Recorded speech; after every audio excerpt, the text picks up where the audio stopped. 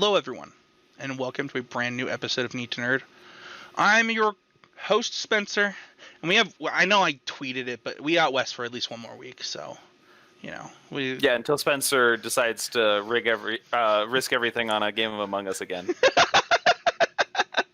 Dude, how's it going? It's going pretty well. I got a new light, so I have a standing light that's making me look all the better right now. Dude.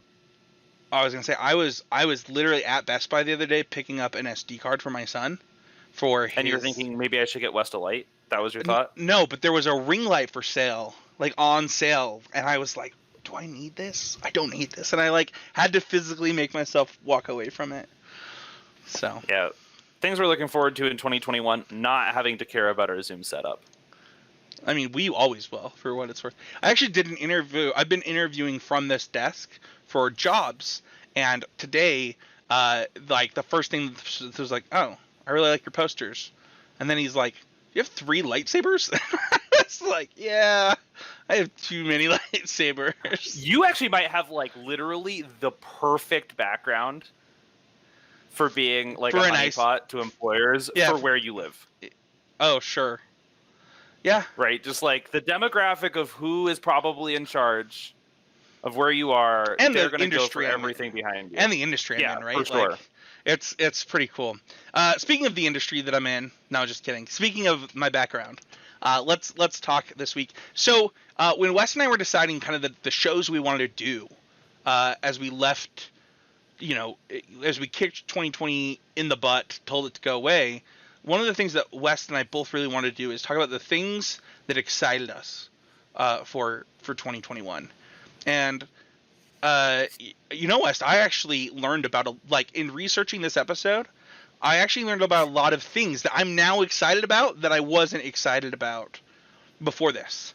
And so the number one thing that I could say is, if you're listening to this, go do look at our topics and then go do research. See what should I be excited about that's coming out this year, because I think that you'll be surprised. There were some really cool things that I wasn't I was like, oh, I'm interested in that, but couldn't say that's the thing I'm most excited for. Yeah, I think that it's funny. I actually feel like it was kind of the opposite for me. I'm definitely excited for stuff this year, but I feel like in holding myself to things that aren't out yet, I feel like I'm just excited to be a nerd in this year, because I feel like I've made some big breakthroughs during 2020 in terms of how I consume and interact with nerd stuff. And so that's kind of where my focus is I'm just excited to be a nerd right now in 2021.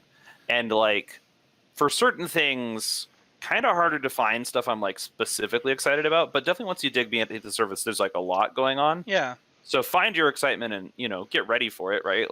We don't have release parties and stuff to help us get hyped for things. You just have to generate it on your own. Yeah, and honestly, for me, 2020 let me I think I said this on the podcast a couple of weeks ago. I played the first 2 Mass Effects. I'm in Mass Effect 3 right now. Things that I wanted to do for years. I completed a bunch of RPGs that I hadn't completed, and I got my anime list for animes that I was I have to watch this. I watched Hunter x Hunter. I watched Fire Force. I've watched so much stuff. 2020 was a great year to consume something. Yeah, it's funny. You crushed your backlog. I let myself hope that I could one day have a backlog.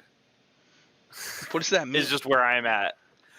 Because I am so I don't feel like I can just set out and finish a thing when I decide I'm going to do it. Sure. I don't even let myself have this structure of here are all the ones that got away. I just I think that they're. Oh, go ahead. Purely live moment to moment and hope that anything can hold my attention long enough. But I'm really starting to break down that feeling. That's good, man. And I think that also I hope that when I talk about this, I don't come across as somebody who has their stuff together and can just easily say that they're there are things that people recommend to me all the time that I don't. I'm that is so cool that you love this thing. I do not have the bandwidth to register that you love this thing. I will put it in some compartment somewhere so that when the enough recommendation piles pile up, then I will consume it, right? But books have that effect for me. That's definitely where I keep all my book ideas is back there where people have recommended them enough until I'm in a bookstore one day and I'm oh, I recognize that cover and I know it's gotten good reviews from my friends. Okay, pick it up. Yeah. But we were going to cover TV and movies, and because of the host of this podcast, I don't think that a movie is on this list. Literally at all. I don't think it's on this list at all. Video games, books, and comics. I almost put a comic on here for what it's worth. But first, you can talk about all of these things and more in our Discord. Thank you. Which Spencer didn't remember to plug. To be fair, we didn't actually make official show notes. I've had so many job interviews in the last 2 days. I got you. I'm just. But our Easy Game Media Discord, come. It's a good time. There's always good memes to talk about, and sometimes we even talk about other things. Yeah. But seriously, link in the show notes. I don't know how we find it every week. Yeah, that is the case. And honestly, like, just kind of a huge shout out to the community in there. The popper discussion from the Common Knowledge guys is popping off, as I like to say. And honestly, like, I've seen like video game discussions, Star Wars discussions during. Every time there's a new Star Wars TV show, you can guarantee it's going to be in there. And I know with WandaVision coming out, I think that kind of stuff will happen too. So if you're into something really big in nerd culture, there will be somebody to talk about there with. So, anyway, yeah. So and then our final topic after books and comics is our one big thing, and I think we could just kind of switch off here one after the other, West. And I think we'll just go down the list. We'll start with TVs and movies. And this one was pretty hard for me. There's the most here, I think, of any of these. This is the one that like I had the greatest number of things to choose from. Yeah, I also think there's like a huge backlog of movies. Like I saw like 30 movies that I was like, oh yeah, that's cool. Like just because so many of them were postponed, but also TV also got delayed. Like there are so many TV shows that got delayed. And so it's just kind of a big wealth.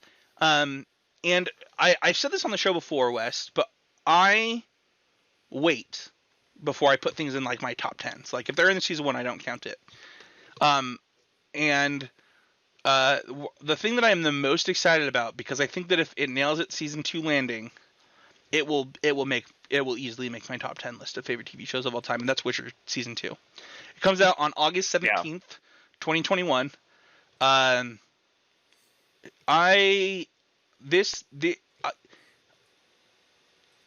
The acting and the storytelling in season 1 of Witcher, I watched it again.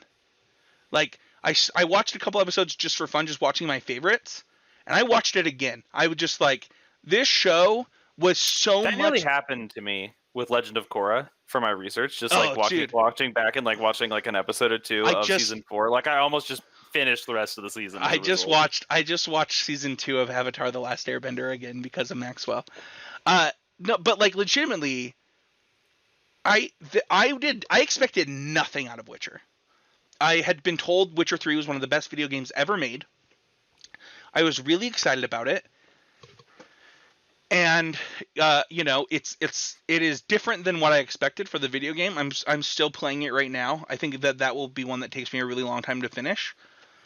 But the TV show was something that I didn't expect. One of the things that I hate about Game of Thrones and that I hate about Witcher is I'm not just there for the gore factor. Like, I don't know why people love gore so much. But for me, it is usually a detriment to a show. It's why Game of Thrones isn't in my top 10 favorite TV shows. Like, I think it was the hardest part of season 1 of The Witcher for me. Like definitely like getting through some of those gorier moments. It's just like, why? Was where I had to work. Why do this? But the story, and honestly, like, I don't know, I was so impressed. All of the characters crushed it to the point where I've read 3 Witcher books now. Like I think that season 2 has some really good material to work off of, and I haven't even finished the video game Witcher 3. So there's like a lot of time that this can encapsulate. And this was really hard for me. Like the Lord of the Rings TV show comes out this year. There's a lot of stuff, but I think that if Witcher season 2 nails its landing, I think that it will be bigger and honestly, in my opinion, better than Game of Thrones because I think it's a better story. Yeah, it has that unique quality where it will hold the entire internet's conversation for the week after it gets released. right? The memes will be about it. Like everyone's gonna be Yeah. discussing it. The- Like and like I'm not gonna say like that's what I need out of a television show these days, but like when that's happening, when it's a phenomenon, like it's nice to have that conversation. It's really cool. Do you think it will though? Because it's going to be released on Netflix, so it'll all come out at once. Oh, So it did it in January of this last year. Like people were talking about Witcher for until they got like on the Mandalorian or whatever. oh, you mean every week people were talking about it? Like it came out all at once. Like literally, it was just like I see what you're saying. people watched The Witcher and then moved on to Tiger King. Like that was the conversation early last year.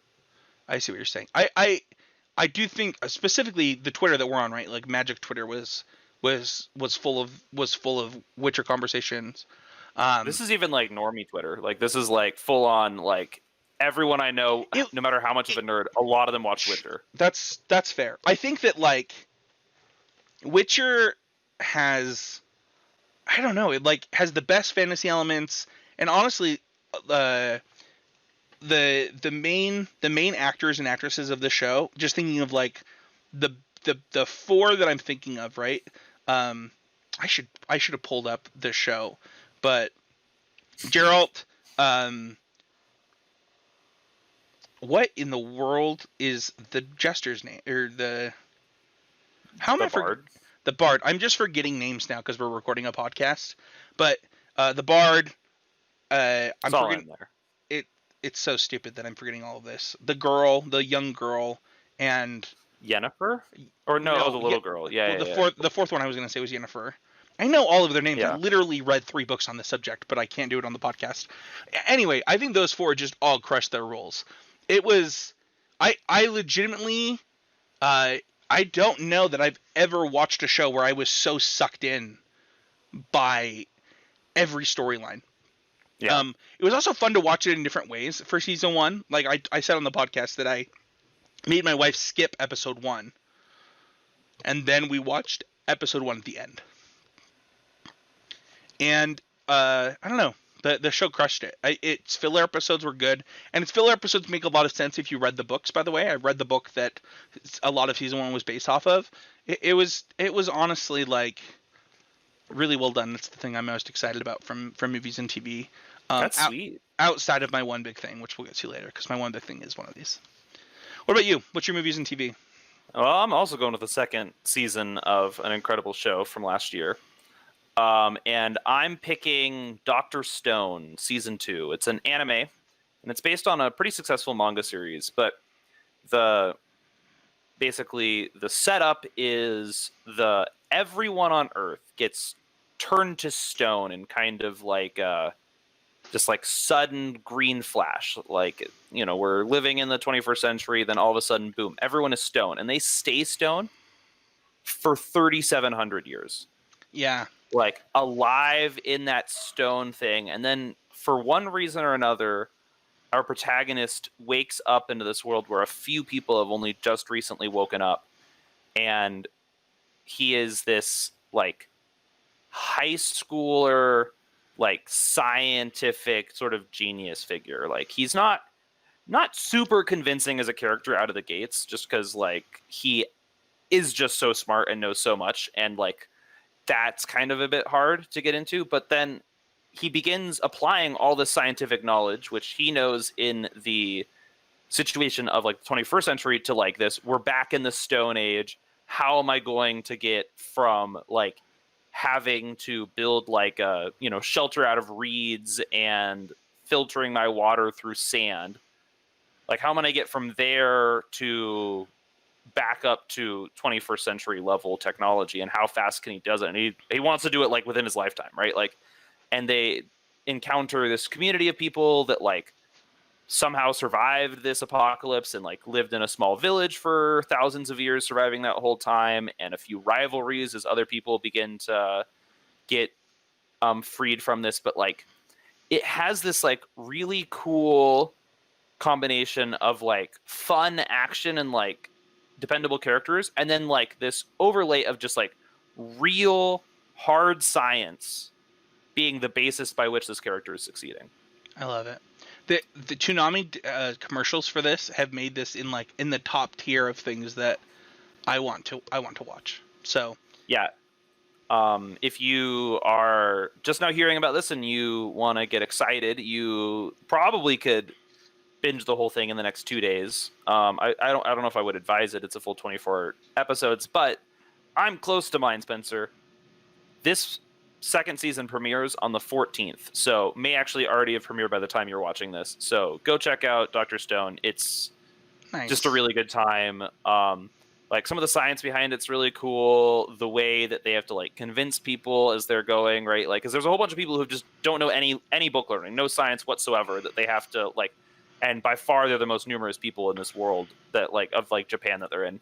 And like he has to convince them that like his ability to create static electricity or whatever isn't magic, right? They're like, he's a sorcerer, and he's like, nope, just a scientist. Like, that's cool. It's a really incredible show, and I just encourage watching the heck out of it. Cool. I had a great time. Yeah, Funimation, it's actually on the top of, like, on my Funimation app, it is the top of my recommended list. They're like, you will like this, you should watch it. And I'm like, okay, I will. And they're right. Next up, we have video games. This one was the hardest for me, and I'm just gonna say the one that I have right now is Halo Infinite. The release date isn't announced yet, but they have said it will come out this year. And the reason I'm excited for Halo Infinite is because it will be the reason that I buy the Xbox Series X. That I just want an Xbox Series X. I think I'm an Xbox fanboy. I'm sure PlayStation is great. I'm sure people love it. I might even buy a PlayStation 2. I have never owned a PlayStation.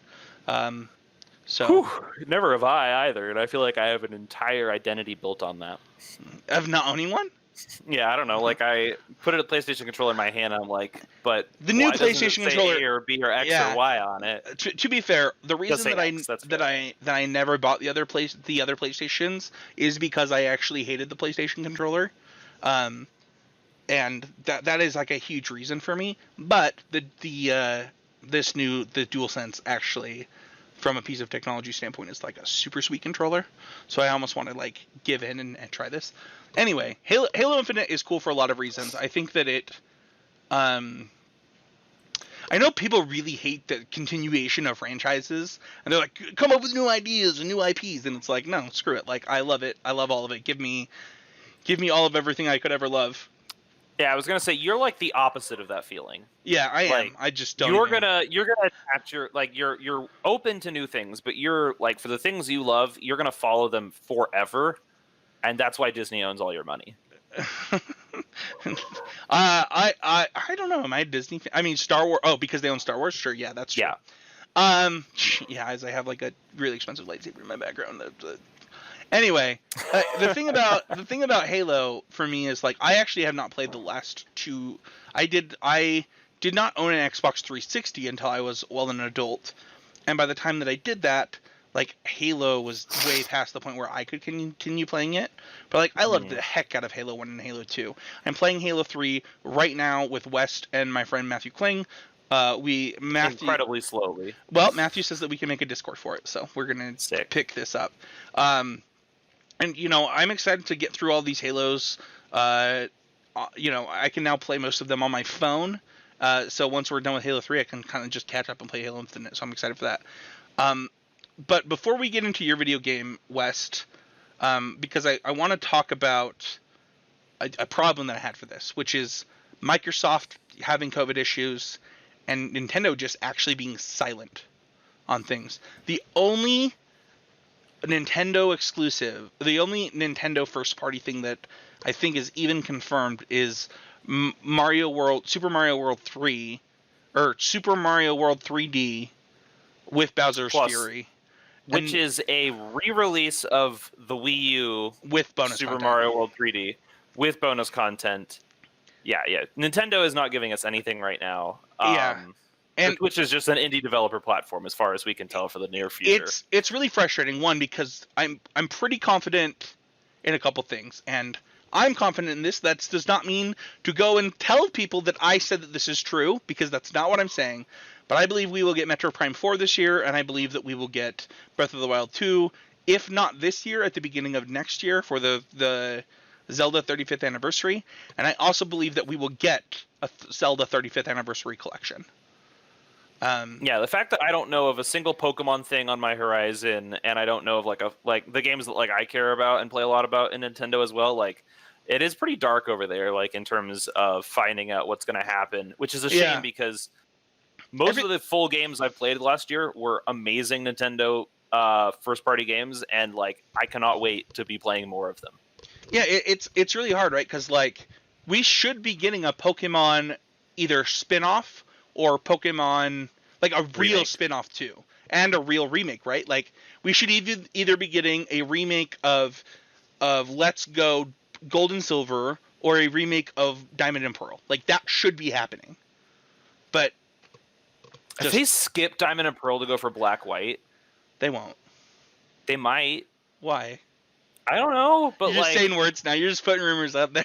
Now I'm just scared, right? Like I want to replay Platinum so badly. Platinum is such a good game too. No, but so like there's a lot of silence from Nintendo, and I just want to mention how hard this segment was because of that.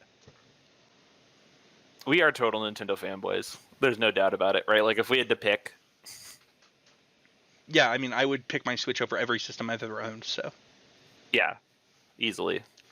Yeah, it's funny because we did a podcast like years ago, 2 years ago now, West, where we actually talked about the subject, and you and I were both like, "Oh, it will." We ranked our consoles, right? Yeah, we ranked our consoles, and like we were both like Game Boy Advance SP, and then mine was like. But eventually, it'll be the Switch. It will be the Switch one day, this, right? Yeah, like, yeah, and it is now the Switch. Like it is definitely the Switch for me. So, anyway, shout out to Nintendo, but also shout out for like.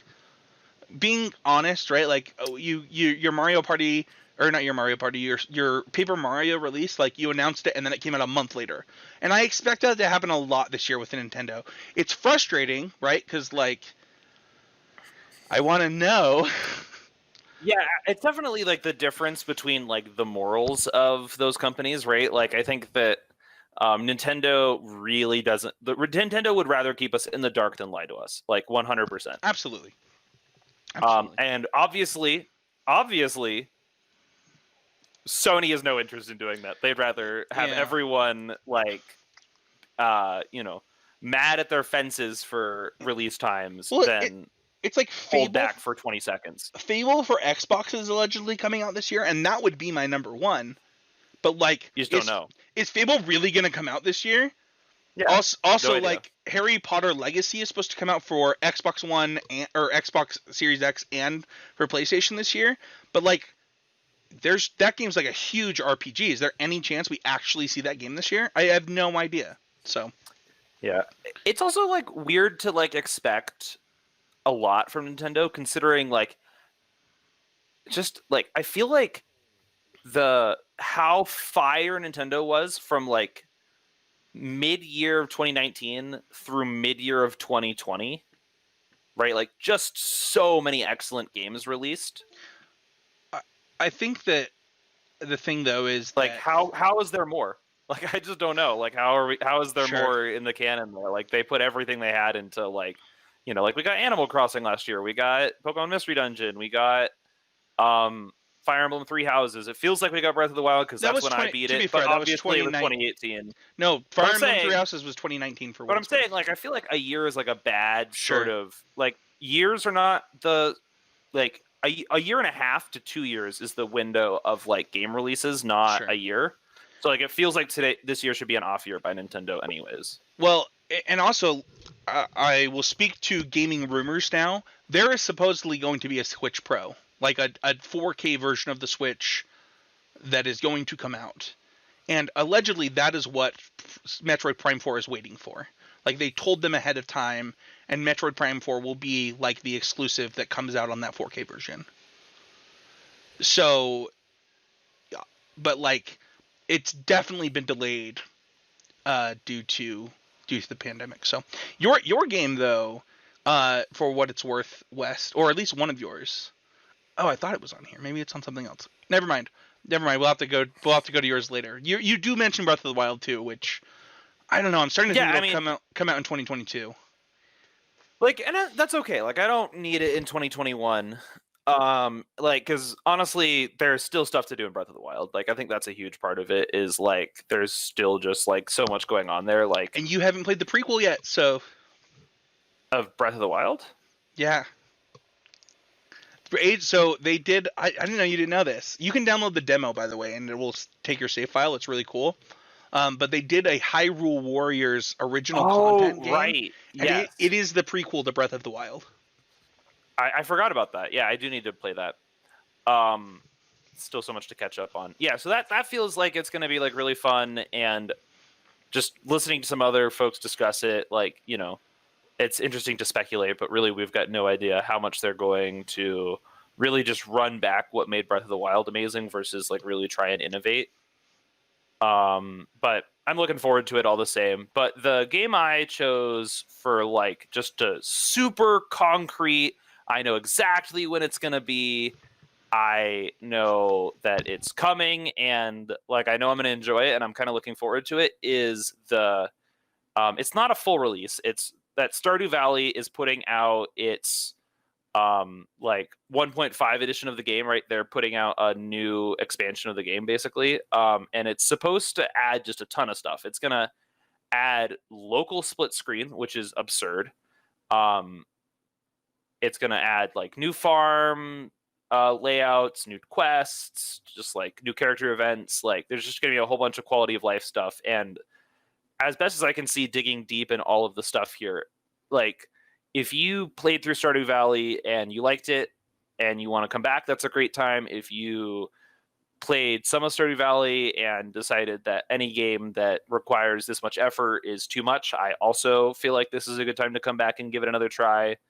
And if you're totally new to this game, like it's always nice to be able to come to like a fully upgraded game and never know what it was like to play a game before it got a bunch of sweet quality of life features and additional stuff. But like it's already out on the PC, so like you can do that. But I feel like the beauty of Stardew Valley on the Switch is it has everything you like about the Switch, right? Like it's the like Stardew Valley is like a total like play in bed or on your couch type of game. So like I am super looking forward to it. And if you've never heard of Stardew Valley before and you're like, what's he talking about? Think like it's kind of like an Animal Crossing or a Minecraft or a Terraria with a really like farm heavy theme, and just is a super vibrant indie game where the world is gorgeous. You like really get to know this like small town you're in, and you know, as with any time people get to pick their digital booze, you can go deep on that as well. I think that was the first time anybody's ever sold Stardew Valley without mentioning Harvest Moon, for what it's worth. Which is probably wrong. Like I should probably mention Harvest Moon in selling Stardew Valley. So it definitely has that vibe as well. Yeah, that's really funny to me. So we should move on to books. Yeah. So, well, we've gotten this far, and I haven't mentioned Star Wars yet. So obviously, you know, he was saving it. No, books was really hard for me. The books that I was the most excited for actually came out last year. And I actually still haven't read them yet, for what it's worth, because I'm so far behind on other stuff. But I actually already have a pre-order in for the audiobook for the book I am currently listening to. And that is the Thrawn Ascendancy books. So these are the prequels to the Thrawn books that I've talked so endearingly about on the podcast. And I'm in the early chapters of this first book, and I already love it. Like, holy crap, this is what I wanted. Basically the whole time. So, and this comes out on April 27th. So it'll come out just in time for me to finish the first one. And honestly, like I think that it's getting to the point where I have a new favorite author. Like that's an incredible feeling. I honestly oh crap! I just dropped that. That's funny. Honestly, like I already said, my favorite Star Wars book ever, right here, right? Choices of one. Just absolutely my favorite Star Wars book of all time. Timothy Zahn is just, and a lot of people, he's just already their favorite Star Wars author, and he's definitely mine. But he might have just become my favorite. I just get hours of enjoyment out of him. Like I feel very lucky to live in a time where I get to read his content. So yeah, I don't want to spoil too much, and I also don't know anything about the first book because I'm really early in it. But the original Thrawn books were just amazing. The ones from before I was even born, I think. And then the new ones were a breath of fresh air in Star Wars fandom. I think a lot of people really loved them, brought a character that was loved back, and now we're getting that character's origin story through canon, and it's really cool. So the fact, and this is what's so incredible, right, is because of your relationship with Thrawn as a character versus mine, right? We feel totally different about that character, right? Because all I know is him as the villain in Rebels. That's right? a great, is just a tiny piece of who he is, right? And yeah. You don't think Thrawn is a villain, and I think how could he not be, right? So I'm sure there's a lot to dig in there. Clearly he becomes an interesting character with facets and capable of both good and bad in order for you to be the point where you're at. And I do love when characters have that in them. It's funny because I'm sure that I'm wrong about Thrawn. I'm sure that he's just straight up a bad guy. I think I root for him though. It's like a bad guy that's doing the right thing for a bad organization. I don't know. I hope he pulls a Bolin and just fixes things. I don't know. I don't know how to explain it. Anyway, what's your book? So mine is I feel like I'm stepping out of the nerd fandom zone here, but I previously talked about one of my favorite books I've read is this book, Emergent Strategy by Adrienne Marie Brown.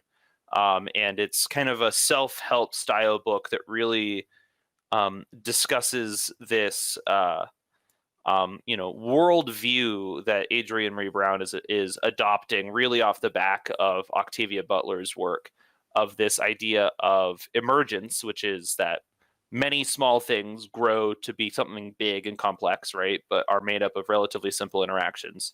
And then strategy, which is the idea of shaping how things are going to go, picking a path and really trying to mold what happens with intention. And then modeling all of that on how real life adapts to things, how basically saying that human beings are basically a colony species the same way ants are, right? We're not as dependent on a queen for our entire reproductive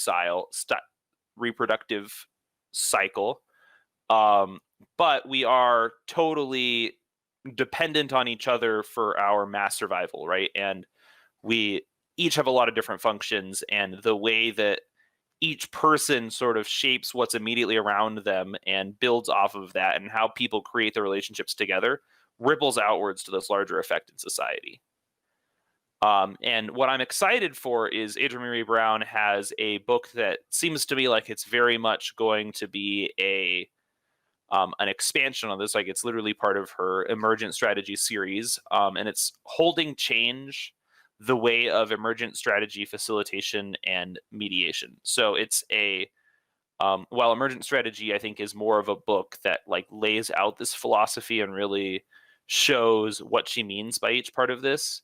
This book is going to be much more of a guide for how to do the facilitation and mediation that people in activist work do, or I feel like even I'll be doing my entire life in education.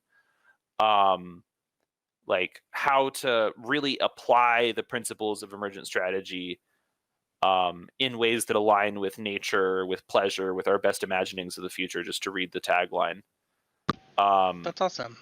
And I'm really excited about this because while I feel like wild adventures with TIE fighters and lightsabers is absolutely a part of being a nerd, a really important part of being a nerd, this sense of how to seek improvement of ourselves and how to become our best selves and imagining what the future could look like is also a really important part of being a nerd. And I feel like it's a fundamental. Adrienne Marie Brown shows me the best way to do that. Yeah, I would say that it's a fundamental part of fantasy and sci-fi, for what it's worth. For sure. And it really is this attitude of sci-fi is envisioning a future for humanity. Yeah, I think... Let's do this for real. Yeah, Let's do this in our actual life. I think that in terms of sci-fi. absolutely. I think that pretty often, when we look at things like Mass Effect, when we look at things like Star Wars, and somebody said something that's just so off base, it's like you missed the point. Like you didn't even try. You were too focused on guns and lightsabers and just didn't even listen to the message of the story. And what you're talking about, that self-improvement, this ability to be a better humanity and to be, better. I think that's whatever that looks like, by the way. Like lots of not humanity being better humanity in our stories. Sure, yeah. Let's move on to our one big thing, and mine is Star Wars related. It's Kenobi. I think that if you are a Star Wars fan and you are not excited about this, that's okay, man. You don't have to be excited about this, and just I would encourage that we all try to be really not toxic about this release, because people like me are really, really excited to see Hayden Christensen as Darth Vader, and really excited to see Kenobi and Vader on the screen again to get together. And do you mind if I soapbox about Star Wars for a moment here? About how go for it. I hope I'm preaching to the choir on this, but you are to me, I'm sure. Well, and I'm hoping with our audience as well. But like, when a beloved series has one of its most beloved characters as the subject of a new story, one that like we don't really have much context for, and if we do, it's books that have been errated out of the canon, right? You don't get to write the story as the audience. You can sit and whine and think about what could have been all you want. That does not change the story, because you are not the person who invented the series. You are not the person who's been entrusted to write it. You are not the person who's directing it. Enjoy the experience given to you. Don't rip it to shreds. I think to kind of add on to this, because this is the thing that I'm most excited about this year. To the point of tears. Like I'm not going to cry on this episode, but I promise that if we ever review Kenobi, I'll probably cry. I don't even know what's in it yet, and I know I'll cry. We review Spencer cries for every show we review, so yes. That's not true. Called shot. That's not true. Called shot. That's not true. But legitimately, I think that one of the things that made the prequels enjoyable for me, and what honestly made the sequels enjoyable for me, because guess what? I enjoy all of them. I love Force Awakens. I love Last Jedi. And I love Rise of Skywalker. Like, I love all of them.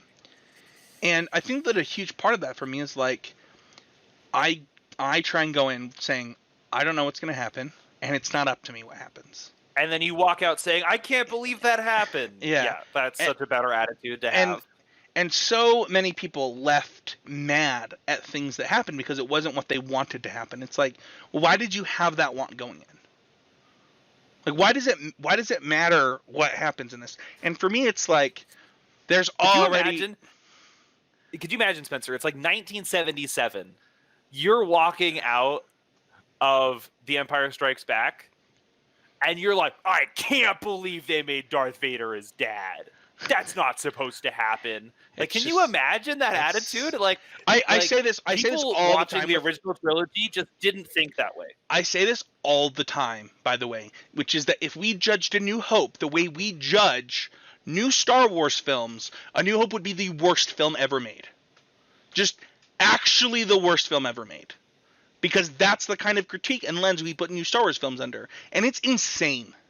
Like, no film will ever live up to your expectation that way. And you know what? I'm going to sit down and I'm going to watch Kenobi, and I'm going to say, I'm going to let Ewan McGregor's sweet, sweet voice fill my soul, and I'm going to love it.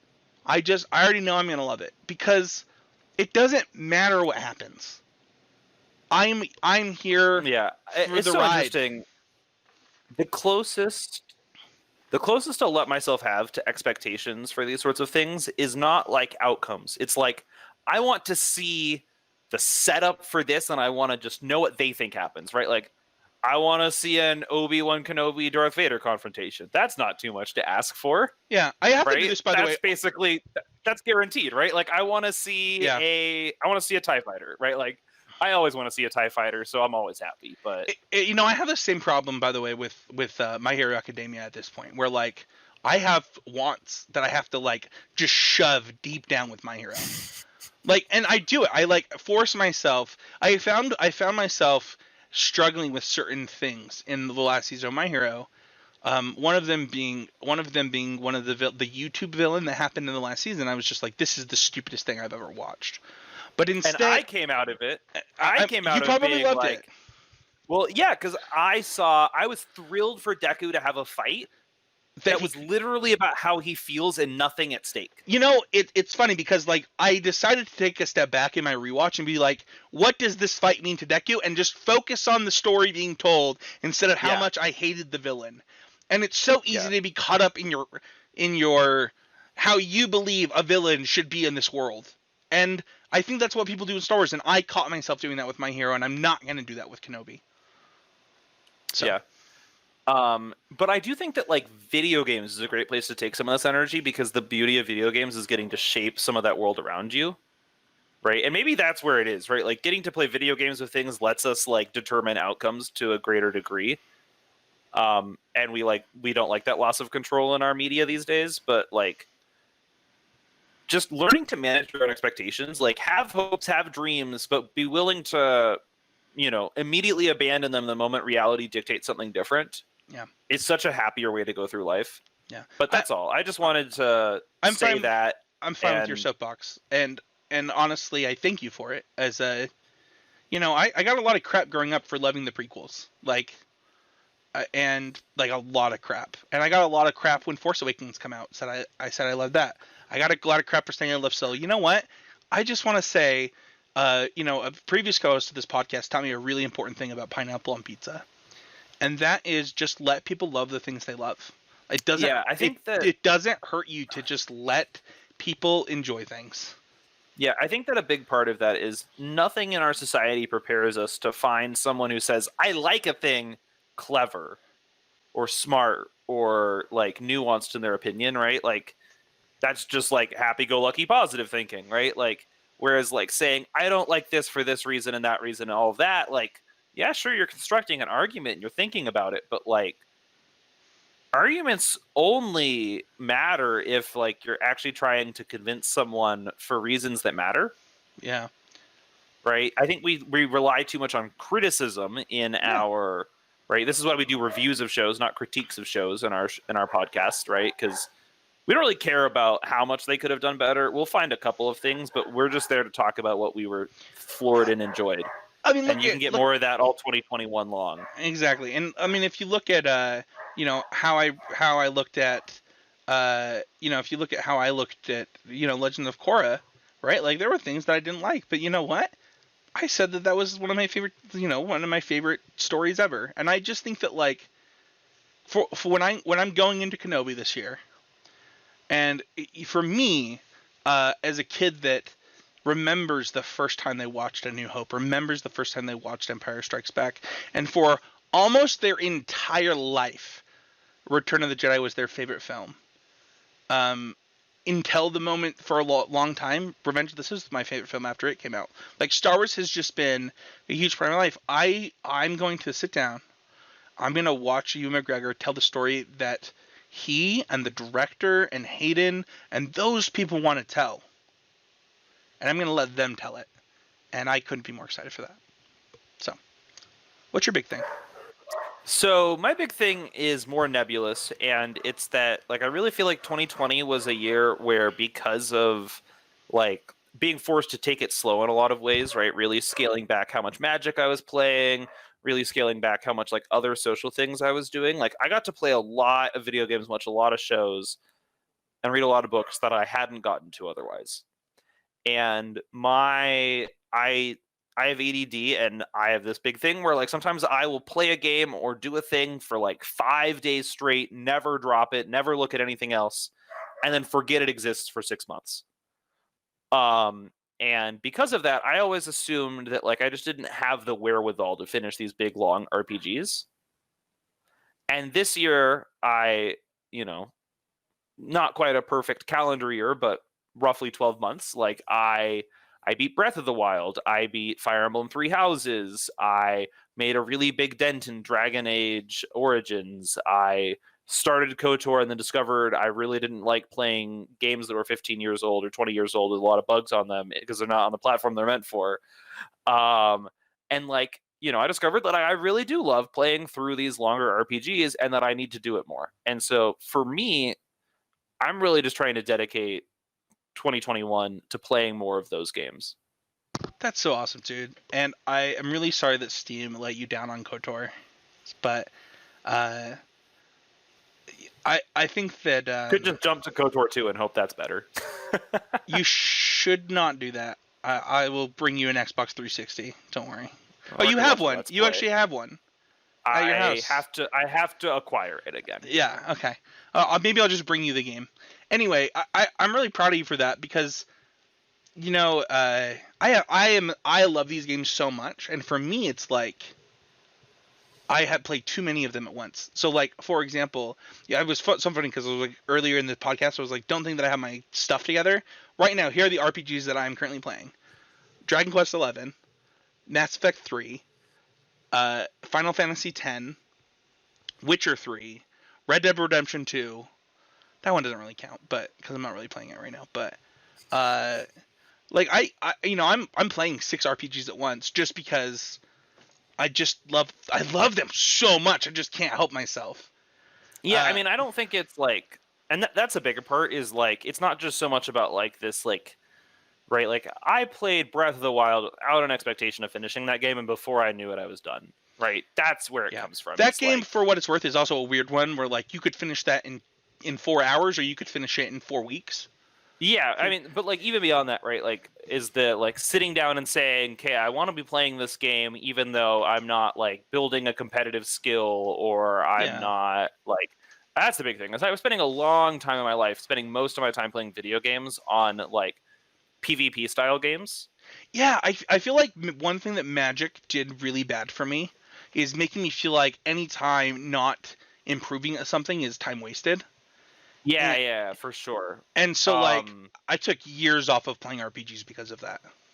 Yeah, but, like, if I'm having, like, way more fun trying to matchmake my Fire Emblem characters, like, who's to judge, right? I did a video this week on the YouTube channel, so if you're watching this video on YouTube, I just did my Mass Effect 2 review, and one of the things that I said in my tagline was like, everybody told me it was just Mass Effect 2 is just the best video game ever made, and I believe that that's KOTOR for what it's worth. So I already knew that I would love this game because it's the same people. But I said that, and somebody was like, "No, it's just a bad dating simulator. The best game ever is Fallout New Vegas." And I was like, "Wow, you have a really strong opinion without like that you needed to share with some random stranger on the internet." Also. Boy, I actually had a conversation with my coworker today where I was like, hey, I finished Breath of the Wild, or not Breath of the Wild, Fire Emblem Three Houses. I did it like, yesterday or whatever, maybe Sunday. And it was like, oh, that's cool. I heard some good stuff, but I feel like it's a bit too weeb for me. And I was like, yeah, you finished 2 of them. They might just be my 2 favorite Switch games for what it's worth. Like, Fire Emblem Three Houses is growing on me. Like, I kind of am ready to just run back my next run. Dude, I like go right back all the time. All the time. Well, I'm like considering like what game do I want to play today, and it pretty often I'm like, I kind of want to play Three Houses, but like I have so many RPGs I need to finish. It has the replayability value just really high on that one. You definitely. Well, and I think a big part of it is how each character really just like the time you start playing most characters in that game, like they're blank slates, like you can go anywhere with them. Yeah. They've got things they're a little bit better at and they're a little bit worse with, but like you can really make some of those characters incredible. What house are you doing next? Probably Blue Lion because I haven't even started that one a little bit yet. Okay. Cool. I don't know. My understanding is that that Red Eagle is the only one with multiple endings. Sure. Yeah. And I feel like I already played out the picking my booze. Sure. I got the hardest ending, by the way. I got to the point in that game where like I like was texting. I was playing Mason and Trey and I were all playing it at once, and I was like, I can't beat this. I cannot. It was really hard. I like probably played that last fight like 6 times. I was like, this is I am under leveled. Like, what is happening? So it was funny. That was a really fun episode. I hope the listeners enjoyed it. I hope that maybe you heard something that you didn't know that you should be excited about, like Stardew Valley or the Thrawn Ascendancy. If you still have time to read that book, things like that. Also, as I said at the beginning of the episode, there were a lot of things that I almost just put on this list just to get people excited about 2021. There were things that I had not heard of. So things like Lord of the Rings Gollum was something that I had not heard of before. That's going to be a fun one to learn more about. Yeah, I got to learn about. There's like apparently part 2 of an RPG coming to the Switch that I can't remember the name off the top of my head. There's like a ton of really cool stuff.